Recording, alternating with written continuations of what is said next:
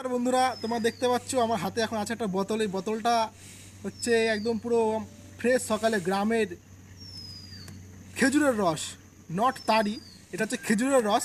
এই খেজুরের রসটা আমরা এক্ষুনি এইমাত্র ওই গাছটা থেকে পারলাম। এই এই এই গাছটা থেকে পারলাম। এই দেখছো তোমরা এখানে হাঁড়ি আছে, তো দেখো। তো এখন হাঁড়ির থেকে জাস্ট পেরেই আমরা এই বোতলে ঢুকিয়েই বোতলের মধ্যে স্টোর করে আমরা এখন এটাকে খাবো। দেখতে পাচ্ছ পুরো টাটকা টাটকা একদম পুরো, তোমার দেখতে পাচ্ছ পুরো গ্রামের মধ্যে চলে এসেছি। পুরো গ্রামের মধ্যে চলছে, পুরো তোমার কুয়াশা দেখতে পাচ্ছ, পুরো চারিদিকে একটা পুরো মাঠ ক্ষেত চাষ হচ্ছে ওই সময় সর্ষে, আর ওর মধ্যে এখন খাবো হচ্ছে খেজুরের রস।